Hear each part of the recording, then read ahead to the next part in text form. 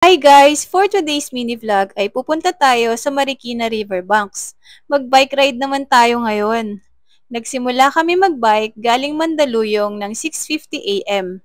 Dito kami dumaan sa may Shaw Boulevard patawid ng EDSA. Nakatawid na nga kami ng EDSA. Pagtapos ay dito kami dumaan sa may Ortigas.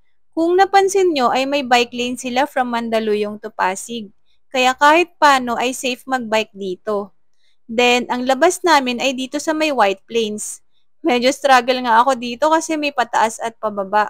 Pero okay lang kasi mas konti naman ang sasakyan na dumadaan dito. After less than 2 hours ay nakarating na nga kami sa may Marcos Bridge. Binitbit ko na nga yung bike ko dyan. Pagtapos ay bumaba kami sa may gilid ng ilog para dito magbike. Pagbaba ay tumawid ulit kami ng tulay. Pero bumalik din kami. Wala na pala yung trail na pinupuntahan madalas sa mga bikers dati.